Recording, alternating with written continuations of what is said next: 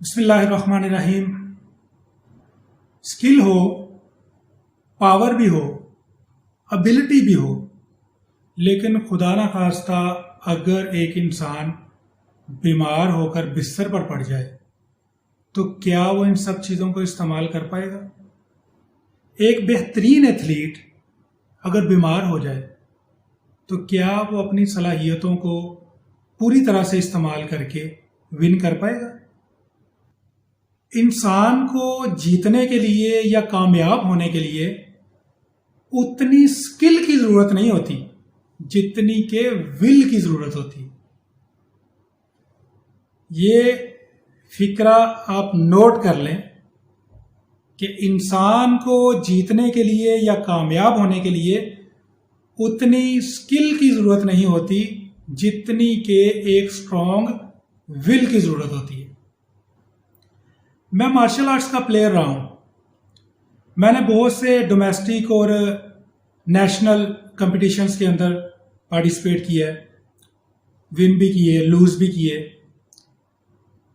لیکن وہاں سے میں نے ایک چیز سیکھی. وہ کیا کہ آپ نے اپنے مخالف کے جسم پر وار نہیں کرنا ہوتا، آپ نے اس کے ذہن، اس کی سوچ پر وار کرنا ہوتا ہے.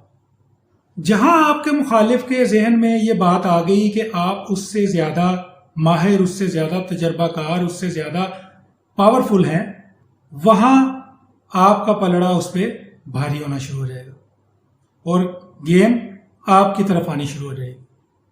میں نے اسی طرح بڑے اچھے اور مضبوط کہلانے والے پلیئرز کو ایک نئے پلیئر سے ہارتے ہوئے دیکھا ہے. تو کہنے کا مقصد یہ ہے کہ مینٹل سٹریس ایک بہت بڑی پاور ہے. اگر آپ کسی سے اچھا کام لینا چاہتے ہیں تو کوشش کریں اسے سٹریس فری رکھیں. نو ڈاؤٹ کہ سٹریس پازیٹیو بھی ہوتی ہے، یعنی سٹریس سے ہم پازیٹیو ایموشن بھی پیدا کر سکتے ہیں، لیکن نیگیٹو ہو یا پازیٹیو ہو، سٹریس اثر ضرور کرتی ہے. اور میری اسٹڈی اور تجربہ یہ بتاتا ہے کہ سٹریس کا سب سے زیادہ اثر آپ کے ڈائجسٹو سسٹم پہ پڑتا ہے، اور اگر ڈائجسٹو سسٹم ڈسٹرب ہو جائے، خراب ہو جائے، تو وہ پوری باڈی کو ڈسٹرب کر دیتا ہے. اور یاد رکھیں کہ ایک صحت مند، ایک شارپ برین ایک صحت مند جسم کے اندر ہی پرورش پاتا ہے. اگر جسمانی طور کے اوپر ایک انسان فٹ نہیں ہوگا تو اس کا ایفیکٹ اس کے برین پہ بھی پڑے گا. میرے ایک دوست نے اپنا ایک ایکسپیرینس مجھ سے شیئر کیا جو میں آپ سے شیئر کرتا ہوں.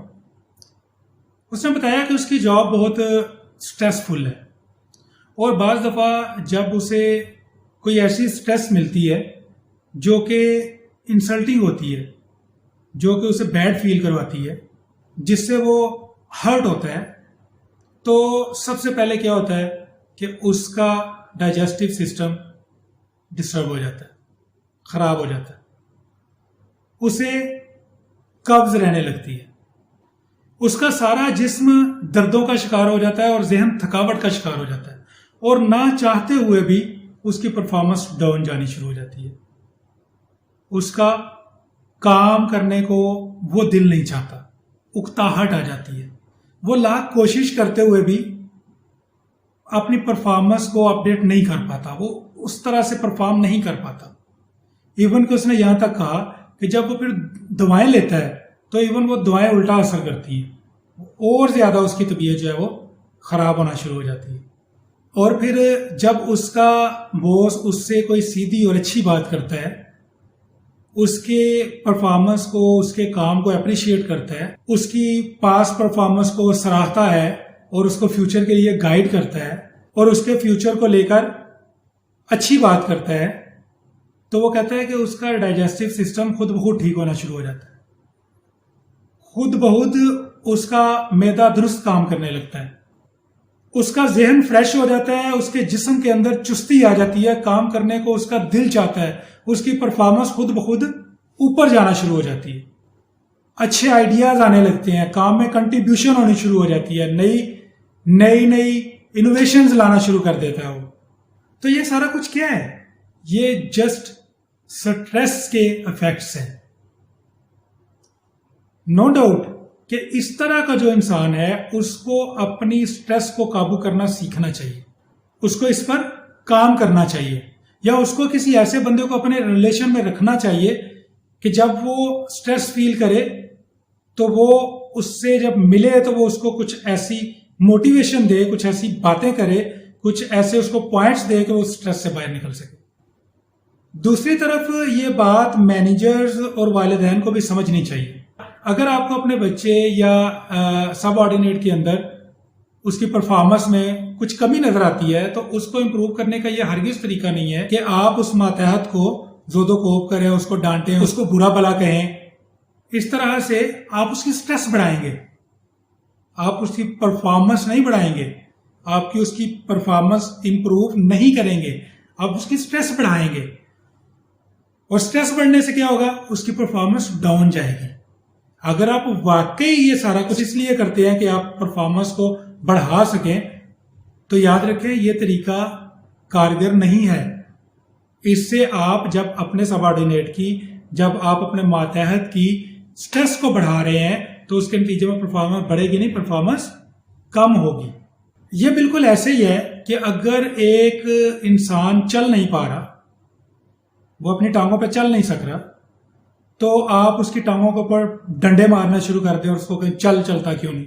टांगों पे डंडे मत मारें, उसे सपोर्ट प्रोवाइड करें, उसकी हिम्मत बढ़ाएं, उसको अपनाइयत का एहसास दिलाएं। बिल्कुल इसी तरह से अगर प्रोफेशनली किसी की परफॉर्मेंस आपको डाउन नजर आती है, अगर प्रोफेशनली किसी की परफॉर्मेंस आपको कम लगती है तो आप उसको सपोर्ट प्रोवाइड करें, आप उसको हेल्पिंग हैंड दें, आप उसको स्ट्रेस ना दें। अगर वाकई आप उसकी परफॉर्मेंस बढ़ाना चाहते हैं तो याद रखें स्ट्रेस बढ़ाने से तो ये नहीं होगा, क्योंकि जैसे मैंने पहले कहा stress kills skills and appreciation boost of the performance. लिहाजा जोदो को अपना करें, स्ट्रेस मत बढ़ाएं, एप्रिसिएशन करें, स्ट्रेस को कम रखें, एम्प्लॉइज को स्ट्रेस फ्री रखें और परफॉर्मेंस को बढ़ाएं।